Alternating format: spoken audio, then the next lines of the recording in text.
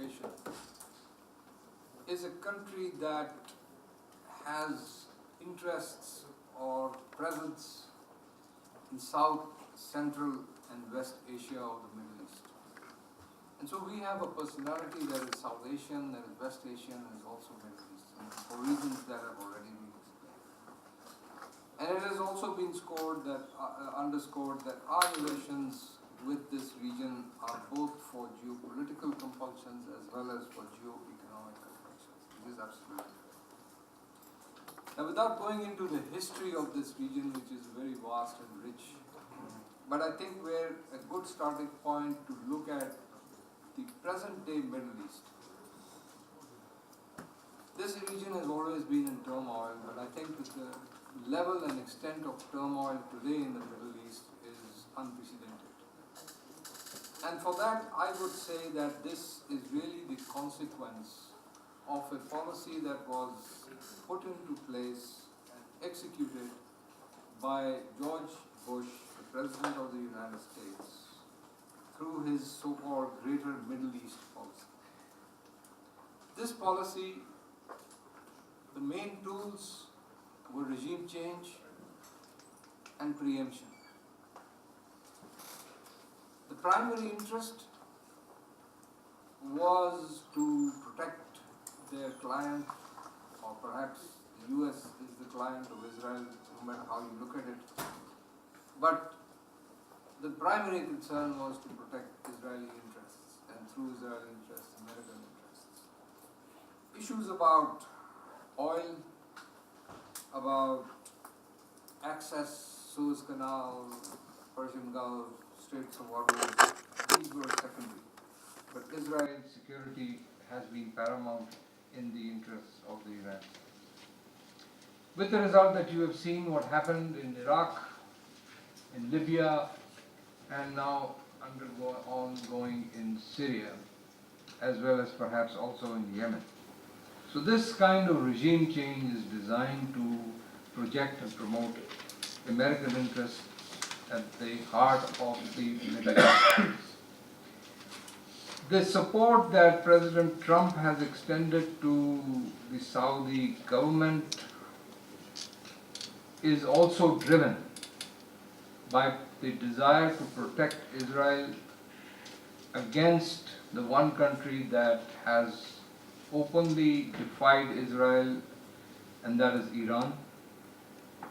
Whether it is in Syria or Lebanon, the Israelis see the Iranian support for Hezbollah, for Hamas, for the Syrian government as being contrary to their interests. There is also, and I'm surprised there was not a mention of this in today's debate, but the very important factor about Iran's nuclear program. And that again is seen as a program that is a threat to Israel, and therefore something that needs to be dismantled and destroyed. So these are the factors, and this concern over the Iranian nuclear program also plays out in Iran, in Saudi Arabia. And the consequence is that, unfortunately, what we are witnessing is an behind-the-scenes alliance. Perhaps alliance is too strong a word, but certainly there is a very strong coincidence of interests between Saudi Arabia and Israel against Iran. And that is something that needs to be looked at from the overall perspective of peace in the Middle East, because the possibility of an Israeli attack on Iranian nuclear facilities cannot be discounted. And if such an attack takes place, there would be a retaliation from Iran that would make things even worse, adding to the already existing problems in the Middle East, which exist, as you know, in Syria, in Yemen, and also, of course, in Israeli-occupied Palestine. We should also be concerned about the growing role that India has in the Middle Eastern region. And for this, I would also blame ourselves because we became complacent. I think that we assumed that our special relationships with the Muslim world and especially with the Gulf countries, the GCC countries, could not be challenged, but they have been challenged. And the most obvious aspect, the most obvious outcome of this is the invitation that was extended to the Indian foreign minister to speak at the OIC foreign ministers meeting. Now, true that the host country has the prerogative of inviting anybody to be the chief to be the chief guest. Other non-Muslim countries have also been invited in the past, but in this particular instance and in this particular time, when there was a virtual state of war between India and Pakistan, to invite India to speak at the OIC Foreign Ministers Conference was a signal that we need to take very, very seriously. The second is, of course, the growing relationship that exists between India and Saudi Arabia. And I must also mention, our friend from Palestine is here, I must also mention that while Pakistan has steadfastly supported the Palestinian struggle on the basis of principle, the Indians for decades, for almost 2 decades now, have shifted their policy on this issue and have established very close strategic relations with Israel, which is fine. But what is a blip on at least my radar screen is that when the former Palestinian ambassador to Pakistan was photographed at a meeting, allegedly of leaders that are associated by India with terrorism, that ambassador was summarily withdrawn by Palestine, the Palestinian Authority. And this is explained on the grounds that India is a powerful and large country, and it is a country that can speak for us, that is for Palestine, with the Israelis. That was the explanation that was given. And if that is an explanation that is truly what determined the decision by President Abbas, then Pakistan too can follow such a policy. After all, we know, as has been pointed out, that the Israelis are deeply involved in India's military build-up, and that build-up, and in that, as a result of that build-up, Israeli weapons have been used against Pakistan in this latest outbreak of hostilities with India. So this is something that Pakistan needs to take into account very seriously. I'm not saying that we need to recognize Israel, but certainly we need to take action in response. We need to, as Professor Quaid-i-Azam said, enhance and strengthen our diplomacy. But our diplomacy should also be based on practical quid pro quo. We tend to be generous in our help and support to other countries, particularly if they are from the Muslim world, but we don't really demand any real quid pro quos in return. I think that is a weakness, and we should avoid that kind of an approach. So I think we have gone well over our time, so I thank everybody for their participation. I announce this meeting as being concluded. Thank you, sir. Before concluding today's panel discussion, I request President Hadi for a vote of thanks. Just to put formality into the manifest. Said Ambassador Zamir Akram, Professor Nazir, Ambassador Javed, and Professor Tughril, thank you very much for your time and putting us wise on a number of issues. As we understood that Middle East presents a complex situation where a host of non-state states, regional and extra-regional actors are in play. Most notably, Indian factor was involved, was mentioned, Israel factor. These are some of the issues and challenges which Pakistan has to face, because being an important country, in not only in Muslim Ummah, in the region, we have to carve a niche for ourselves within this complex web which exists in the Middle East. Quickly on mediation, as far as Qatar and Saudi Arabia conflict is concerned, it is purely intra-Arab, and the solution will come from within the Arab world. The Trump administration could not do it, and so many others, so we shouldn't venture into that. For mediation to occur, we need to have leverage from both, so whenever, as I agree with Ambassador Javed, whenever there is opportunity, we will. So thank you very much, ladies and gentlemen. Thank you, the participants, for very enlightening questions and fruitful discussions. So thank you so much. I'd request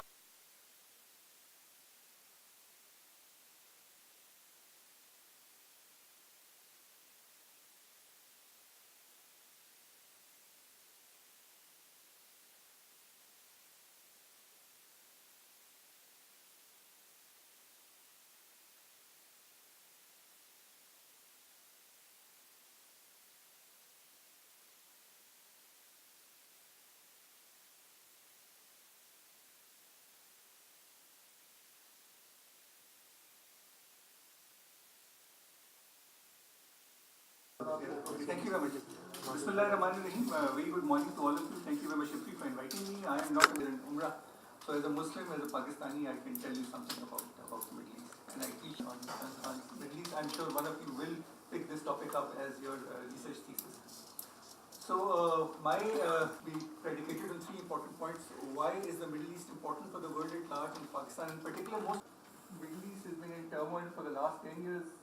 Another perspective has been in turmoil since Jesus Christ was crucified. Again, I do not know where that incident took place, whether it was in the turmoil. So since Abel killed Cain, I have not visited crusades, 1000 to 1291. And this was placed in 1917 when they occupied Palestine, man of Europe. They wanted to carve it up amongst the colonial powers. 1967 war was the domination of the Middle East. Israel wanted to emerge as the major line and were able to recover the Sinai Peninsula. The US led first Gulf War, Desert Storm, liberation of Iraq, and oil. All that false information. It was basically oil. Baldwin, he said last fall, he was talking about 50 and crossroads between continents. That is what Syria is. That is what our thing. And oil, trade routes, geography and terrain, faith and ideology, oil at a higher price. So the American public were really upset. It was suddenly easy to drive because they had to make long queues in front of gas stations, creating their defense forces. And I was deployed. Our unskilled labor still goes to Middle East, but the investor, a former investor, it's not the top business. So we can be happy, but these are the statistics, ladies and gentlemen. This is on the decline. Top remittances, ladies and gentlemen, are the $19.62 billion worth of remittances that come to Pakistan. Most come from US and UK, and then UAE. So these are the statistics: 2.7 billion from UAE. Assalamu alaikum wa rahmatullahi. The reason that I am saying I like to deal with figure and facts, who defined Middle East? What's the big colors?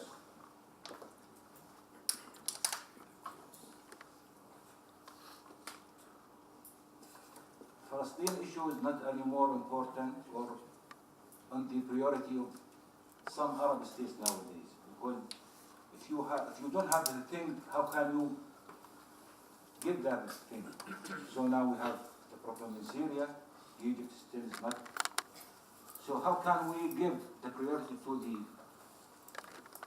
PhD researcher, because this makes me speak more free.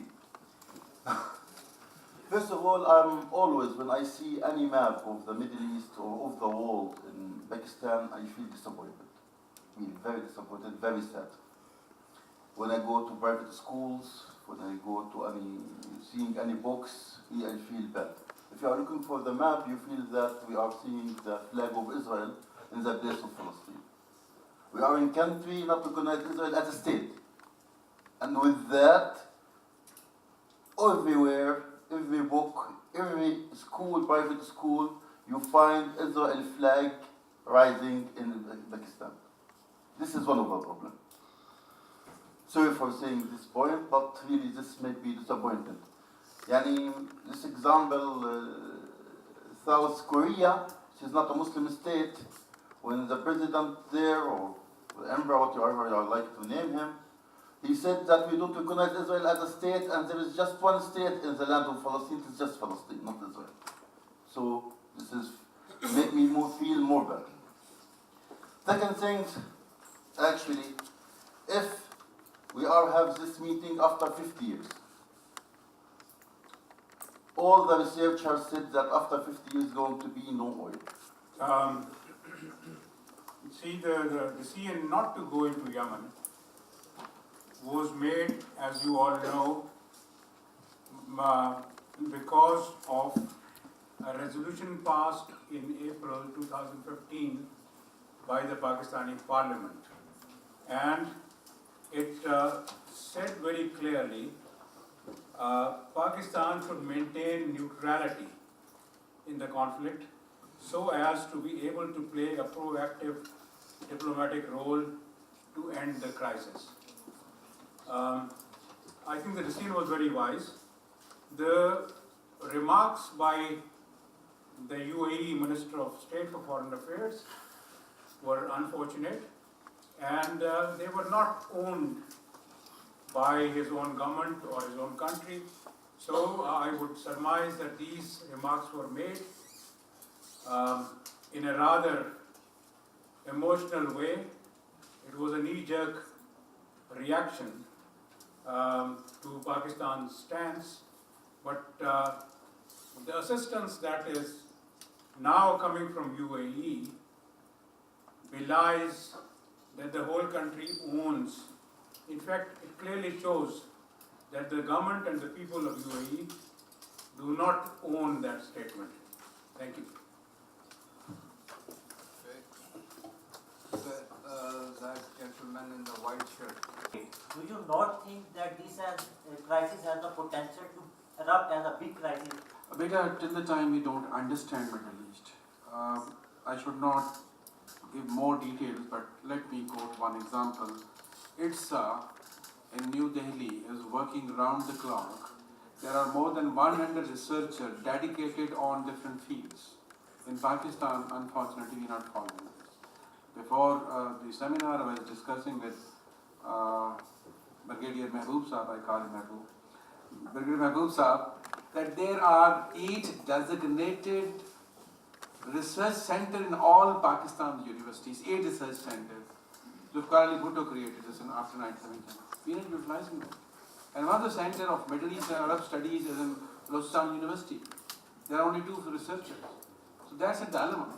So I think till the time we don't understand Middle East academically, we even can't speak about it. As a friend from Palestine is talking about so many things, the dilemma is that we are focusing on India, Afghanistan, China, more, let's see, United America, and then we have forgotten where is the rest of the world.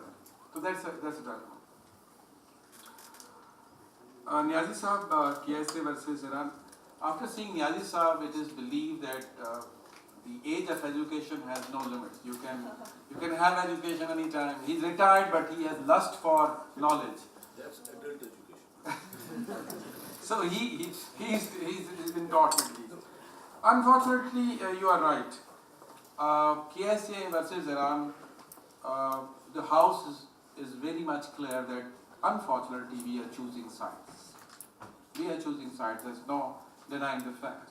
But as a country which are more nearer to Iran, then to geographically, we should take a much more prudent policy to balance balance between the two.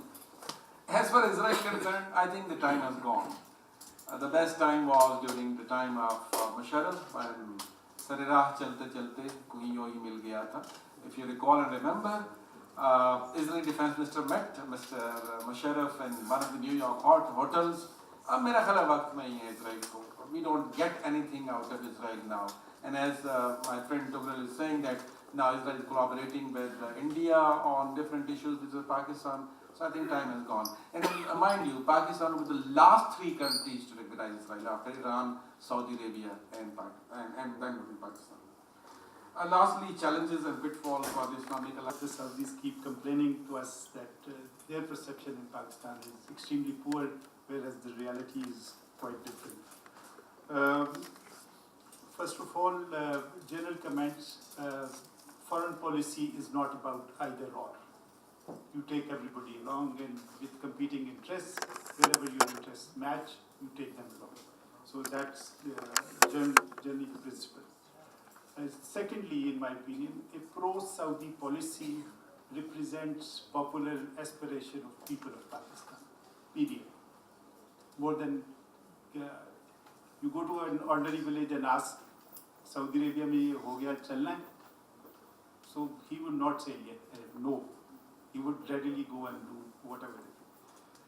Thirdly, when you have friends, somebody mentioned that Saudi Arabia sent in 1971 war, the two gunboats which they had in support of Pakistan. Iran के पास boats नहीं थी, खैर बाद में भी बात करूँगा आपसे. So they sent Rafaqat and Salamat, I think, if I'm getting the names right. So when, pardon me for using an ordinary, when your brother or your friend gets into a street fight and he calls, you go and respond and not tell him, you should not fight and this and that and all that. So neutrality favors somebody else. Okay? So while on the subject of Yemen policy, let me be very clear and please understand. Our policy is governed by UN Security Council Resolution 2216, which legitimizes the government of Mansour Hadi. So that's where the legal stance is. We support the Gulf Peace Initiative and the national dialogue between the warring factions in Yemen. And that is our consistent policy. And our support to Saudi Arabia or to any other country is strictly governed by that. And our cooperation, security cooperation with Saudi Arabia is governed by 1982 agreement,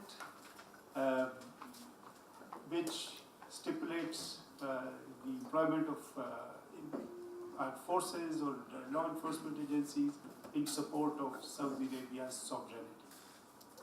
Okay, so when there is an attack in Riyadh or somewhere else, so and sovereignty of Saudi Arabia is threatened, it is well within our right to issue a statement. And let's face it, it is coming from a non-state actor, Houthis. Okay? So there are no troops on ground in Yemen. Take it from me if you believe. So nobody is going anywhere except within Saudi Arabia and mostly involved in training and their number. And our policy post help from Saudi Arabia or pre-help has not changed and no material change has taken place. Okay, so let's that be very clear. With respect to international military alliance to fight terrorism, it was wrongly coined to be alliance. It was never an alliance. Okay, thankfully the terminology is now changed to nomenclature is International Maritime Coalition to Counter Terrorism. So coalition is that of willing. You govern your participation in IMCTC based on your national laws. Whatever level you want to cooperate, you cooperate. I as ambassador made sure that IMCTC is mainstream. Who better than Pakistan to lead a coalition on counter-terrorism than Pakistan, with the experience and with it. And please see the mandate for IMCTC. The charter was still being defined. First is to counter financing, okay? So that's normal. Counter narrative, create a narrative which is there. Ideology narrative. The third thing is training. Any member of that coalition wants training on counterterrorism. Whosoever wants to train is welcome to train. And fourth is the provision of counterterrorism force at the request of the member states if they want. They don't have ready forces to deploy anywhere, let alone Yemen. Okay? The Saudi government does not want Pakistan to get involved into any active conflict. This is the standard and stated policy of the government. Time and again they have said it. So, IMCTC is going nowhere. It is not going to fight anywhere. They don't have ready forces. They're yet in the stage of being, the headquarters has just been established and they're in the state of getting the various liaison officers and coordinators and from various forces, okay? So that is where it is. The first foray, if ever they would have, is in G5 Sahel countries where they are also member states where they might go and support the French forces depending upon whosoever wants to do that. So please, there is no, if this alliance or this counter-terrorism coalition is not against any country, okay? I'll take your question later. This third, with respect to expats, there are 3 million expats in Indian expats in Saudi Arabia. There are 2.7 million Pakistanis and 2.2 million Bangladeshis. Obviously, the number is coming down. More than 700,000 Indians have returned, and so similarly, and there are yet people going there. If my figures are correct and if memory serves me right, the largest contributor is the poor laborers who are in Saudi Arabia and not the high class from UK. It used to be $5.2 billion. I don't know what is it going to be. It shrank by 0.1% last year because the number of workers have reduced. So the largest contributors is indeed the Middle East area and not necessarily the. Why they are decreasing? Because Saudi Arabia is transforming its economy. Their development was abetted by the government. There were projects. The government was funding those projects. As the oil prices went down in 2016, so the financial crunch came. Lots of projects were closed, and that's why. And then there is drive for Saudization. The unemployment percentage in Saudi Arabia was 14%. So please don't blame them that if they want Saudis to work instead of what would we do? We should be thankful that there are millions of people who are serving. And Pakistanis, they recognize the Pakistani service to development of Saudi Arabia. There are 3,000 doctors in Riyadh alone,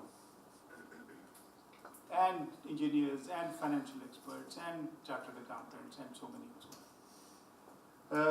So where is the problem? The problem is that since there was a big boom in post-2015 and I think starting 2012 with it, millions of people went, and they went illegally on Azad visas. So in Saudi Arabia there are 63 jails. and there are deportation centers. I have visited personally a number of jails and deportation centers. The Saudi Arabia announced amnesty 3 times for illegal immigrants to leave. They have a policy of under Vision 2030, a nation without illegal immigrants or violation. So it is all those who don't have a job, who are illegal, they are taken to deportation center and they are paid by Saudi government their ticket back to go back, and if they find an opportunity, they can come back.